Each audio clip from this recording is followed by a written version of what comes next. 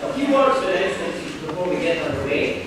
First off, the use of flash photography during production is strictly prohibited. Second, the use of cell phones during production is strictly prohibited. And finally, please unwrap all of your candies and other edibles before the bloodbath begins. If you violate any of the above rules, you will be dragged from the audience and decapitated. Finally, I would like to thank UCLA for the use of Karkoff's Grand Salon and for turning a blind eye to all the facing that will be occurring during the next 2 hours. So without further ado, please sit back, relax, and enjoy William Shakespeare's Macbeth.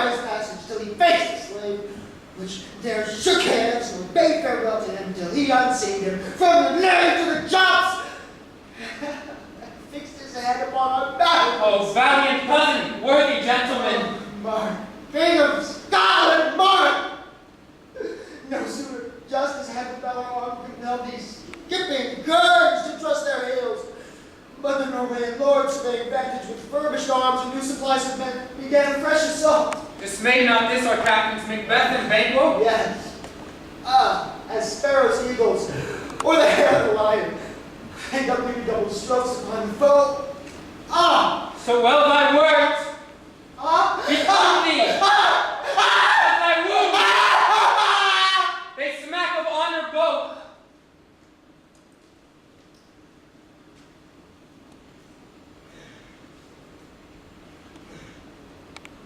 Who comes here? The worthy Thane of Ross. God save the king.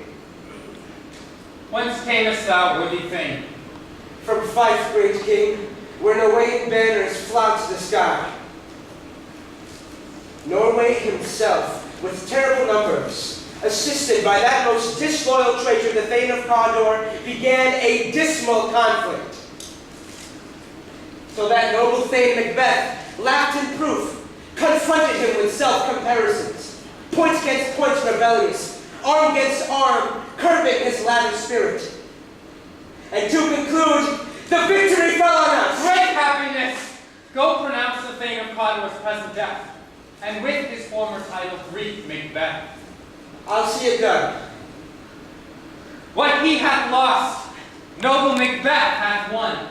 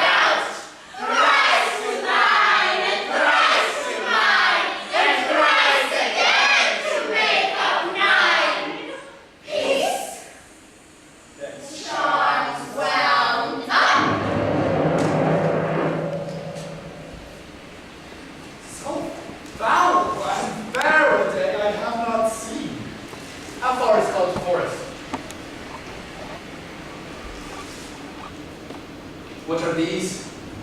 So withered and so wild in their attires that who look not like the inhabitants of the earth and yet are on it.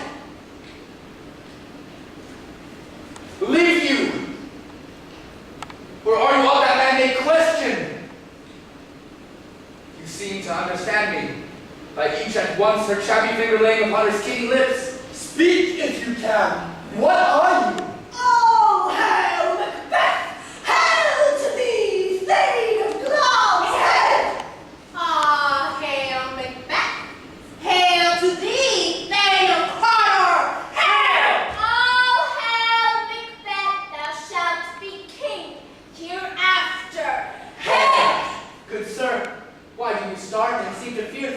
sound so fair. In the name of truth, are ye fantastical or that indeed which outwardly you show? By noble partner you greet with present grace of great prediction of noble having and of royal hope that he seems wrapped withal.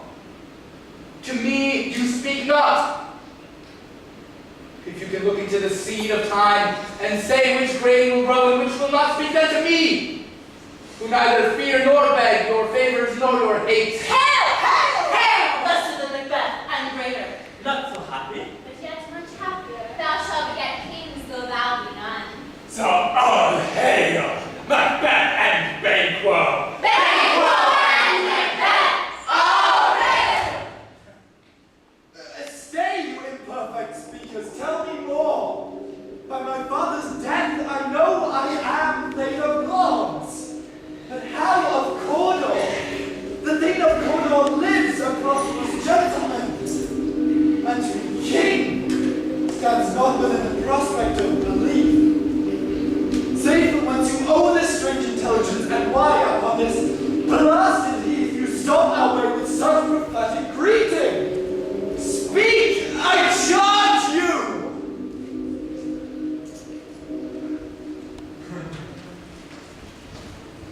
The earth has bubbles, as the water has, and these are of them.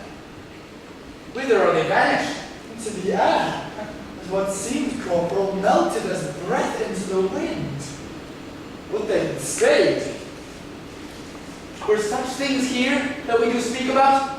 Or have we eaten on the insane root that takes the reason prisoner? Your children shall be king. You shall be king. And Thane of Cawdor too, went it not so? Who's that? The king hath received, Macbeth, thy noble deeds. As thick as hail came post with post, and everyone did bear thy praises in his kingdom's great defense, and pour them down before him. And as earnest for a greater honor, he bade me from him call thee the Thane of Cawdor. What, can the devil speak true? Why do you dress me in borrowed robes? The Thane of Cawdor lives. Who was the king lives yet, but under heavy judgment bears that life which he deserves to lose. Thanks for your pains. Lawns and Thane of Cawdor, the greatest is behind. Do not hope your children shall be kings. And those that gave me the Thane of Cawdor promised no less than them. That trusted home may yet enkindle you unto the crown, besides the Thane of Cawdor. But 'tis strange, and oftentimes to win us to our harm, the instruments of darkness tell us truths, win us with honest trifles to betray us in deepest consequence. Cousin, a word I pray you. Two truths are told, as happy prologues to the swelling act of the imperial theme. Gentlemen, I thank you. This supernatural soliciting cannot be ill, cannot be good. If ill, why have they given me earnest of success, commencing in the truth? I am the Thane of Cawdor. Yet, if good, why do I yield to that suggestion which doth unfix my hair and make my seated heart knock at my ribs against the use of nature? Present fears are less than horrible imaginings. My thought, whose murder is yet but fantastical, shakes so my single state of man that function is smothered in surmise, and nothing is but what is not. Look how our partner's wrapped. Why, if chance will have me king, chance may crown me without my stir. New honors come upon it, like our strange garments. Cleave not to their mold, but with the aid of use. Come on, come, as time and the hour runs through the roughest day. Worthy Macbeth, we stay upon your leisure. Give me your favor. My dull brain was wrought with things forgotten. And gentlemen, your pains are registered every day where I tell the leaf to read them.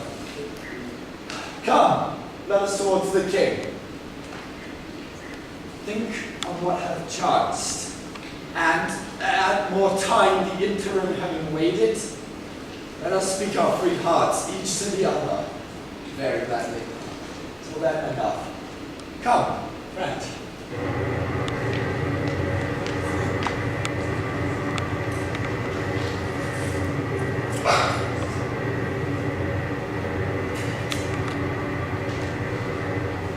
Is execution done on Cador? Are not those in commission yet returned? My liege, nothing in his life became him like believing it. He died as one that had been studied in his death to throw away the dearest thing he owed us for a careless trifle. There's no art to find the mind's construction in the face. He was a gentleman on whom I built an absolute trust. O worthiest cousin, the sin of my ingratitude even now was heavy on me. Thou art so far before that swiftest wing of recompense was slow to overtake thee. Would thou hadst less deserved, that the proportion both of thanks and payment might have been mine. Only I have left to say, more is thy due, than more than all can pay. The service and the loyalty I owe, in doing it pays itself. Your Highness's part is to receive our duties being to your throne and state, children and servants, which do but what they should, doing everything safe towards your love and honor. Welcome hither. Noble Banquo, that hadst no less deserved, nor must be known, no less to have done so. Let me unfold thee, and hold thee to my heart. Sons, kinsmen, thanes, and you whose places are the nearest, know we will establish our estates upon our eldest Malcolm, whom we name hereafter the Prince of Cumberland.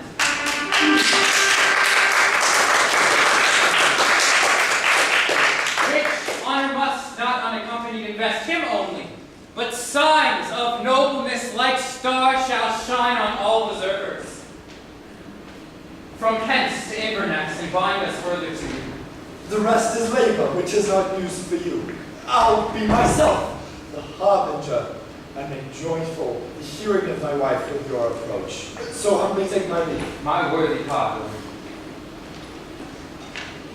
The Prince of Cumberland!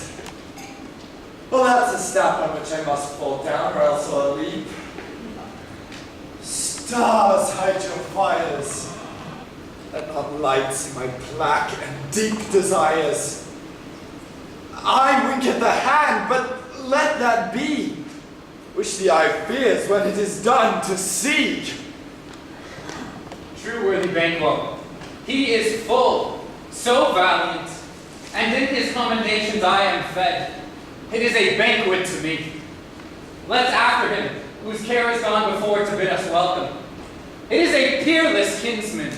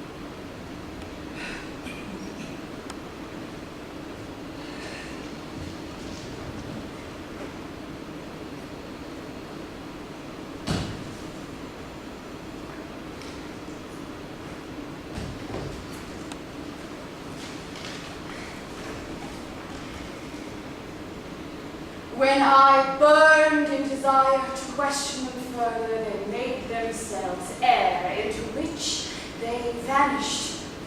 Was I stood wrapped in wonder that came missives from the king, who all hailed me Thane of Cawdor, by which title before these women sisters saluted me and referred me to the coming on of time with Hail, King that shalt be. This I thought good to deliver thee, my dearest partner of greatness. Thou hast not lose the dues of rejoicing by being ignorant of what greatness is promised thee. Lay to thy heart, and farewell. Long as thou art, and Cawdor, and shalt be that thou art promised. Yet do I fear thy nature, which is too full of the milk of human kindness to catch the nearest way. Thou wouldst be great, art not without ambition, without the illness that should attend it. Thou wouldst thou highly, thou wouldst thou holily. It's not play false, and that was wrongly win. Hie thee hither, that I may pour my spirits into thine ear, and chastise with the valor of my tongue all that impedes thee from the golden land, which fate and metaphysical aid doth seem to have thee crowned withal. What is your tidings? The king comes here tonight. Thou art mad to say it. Is not thy master with him? Were it so, would have been formed for preparation. So please you, it is true. One of my fellows got the speed of him who almost dead for breath, scarcely had more that would make up his message. Give him tendon, he brings great news.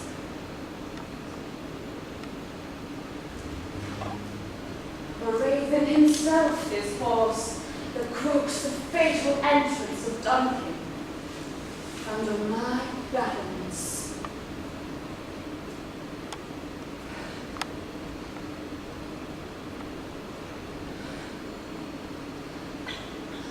Come, you spirits that tend on mortal thoughts, unsex me here, and fill me from the ground to the toe, top full of direst cruelty.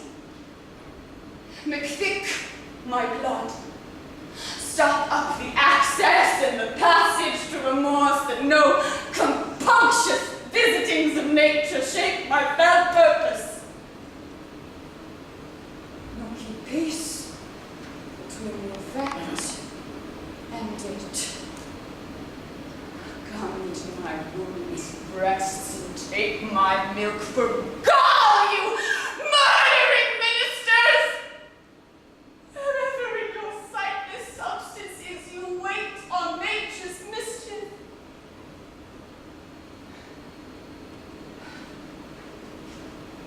Come, thick night, and pall thee in the dullest smoke of hell, that my keen knife see not the wound it makes, nor heaven peep through the blanket of the dark to cry, hold!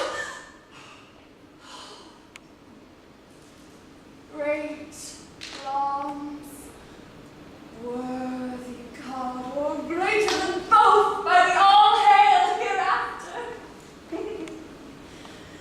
Thy letters have transported me beyond this ignorant present, and I feel now the future in an instant. My dearest love, Duncan comes here tonight. And when goes hence? Tomorrow, as he purposes. Oh, never shall sun that morrow see. Your face, my things as a book, where men may read strange matters. To beguile the time, look like the time. Bear welcome in your eye, your hand, your tongue. Look like the innocent flower, be the serpent under it. He that's coming must be provided for, and we shall put this night's great business into my dispatch. We shall for all our nights and days to come give solely sovereign sway and masterdom. We will speak further. Only look up clear. To alter favor ever is to fear. Leave all the rest to me.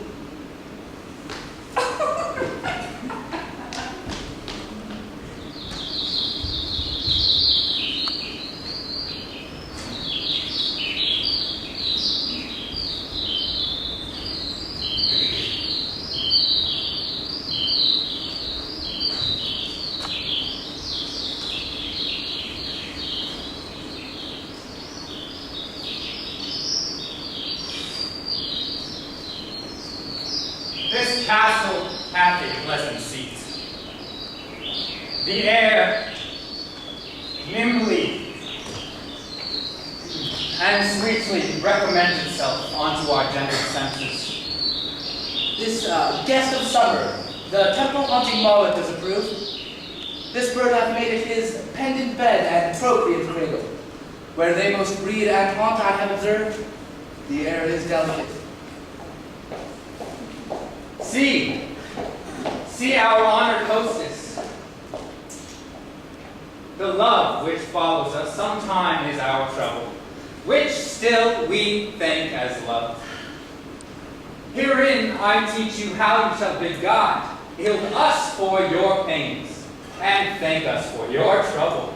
All our service, in every point twice done, and then done double, were poor and single business to contend against those honors deep and broad wherewith your majesty loads our house.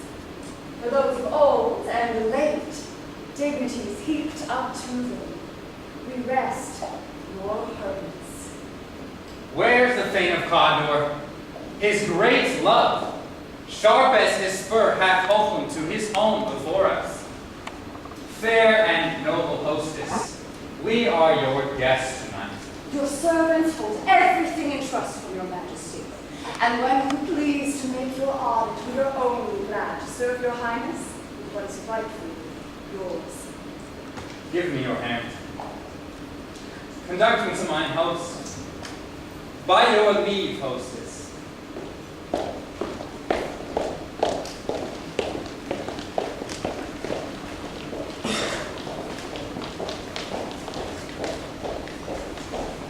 If it were done when 'tis done, 'twere well it were done quickly. If the assassination could drown out the consequence and catch with his Circe's success, but this blow could be the be-all and the end-all here, but here upon this bank and shoal of time, we jump the life to come. But in these cases, we still have judgment here, that we but teach bloody instruction which, being taught, returns to plague the inventor. This even-handed justice commends the ingredients of our own poison chalice to our own lips. He's here in double trust. First, as I am his kinsman and his subject, strong both against the deed. And then as I am his host, who should against his murderer shut the door, not bear the knife myself. Besides, this Duncan hath been so clear in his great offices, hath borne his faculties so meek that his virtues will plead like angels, trumpet-tongued against the deep damnation of his taking up, and pity, like a naked newborn babe striding the blast, or heaven's cherubim horsed on sightless couriers of the air, shall blow the horrid deed in every eye, the tears shall drown the wind. I have no spur to prick the sides of my intent, only a vaulting ambition, which o'erleaps itself and falls on the other. How now, what news? They have almost stopped. Why have you left the chamber? Ask for. No, you not. He has. We will proceed no further in this business. He hath honored me of late, and I have received golden opinions from all sorts of people, which would be worn now in their newest glass, not cast aside so soon. What's the hope? Drug, wherein you dressed yourself. Had it slept since? And wakes it now to look so green and pale, what indeed, so free. And this time such I cannot find love. Art thou afeard to be the same in thine own act and valor as thou art in desire? Wouldst thou have that which thou esteemest, the ornament of life, and live a coward in thine own scheme, letting I dare not wait upon I would, like the poor cat in the adage. Prithee, peace! I dare do all that may become a man. He who dares do more is none. What beast was then that made you break his enterprise to me? When you durst do it, then you were a man. And to be more than what you were, you would be so much more the man. No time, no place to them here, and yet you would make both. They have made themselves, and not their fitness now, does unmake you. I have given suck, and know how tender it is to love the babe that milks me. But I would, while I was smiling in my face, have plucked my nipple from his boneless gums and dashed the brains out, had I so sworn as you have done to this.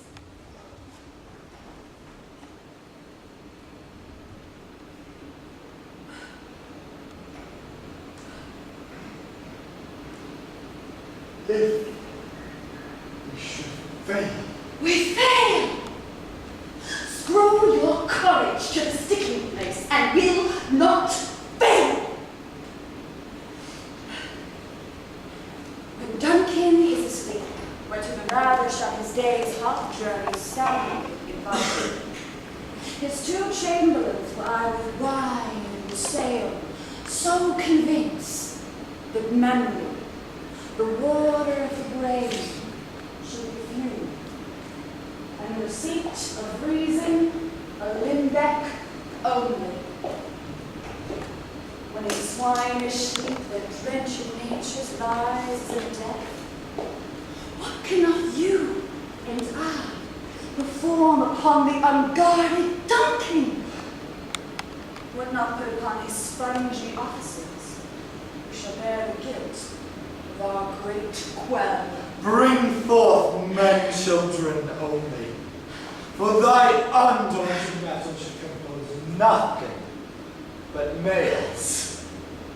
Will it not be received when we have marked with blood the sleepy too of his own chamber and used their very daggers that we have done it? They have done it. Who dares receive it other, as we shall make our grief and clamor roar upon his death? I am settled, and bend up each corporal agent in this terrible feat. Away, and mark the time with fairest show. False face must hide what false heart doth know.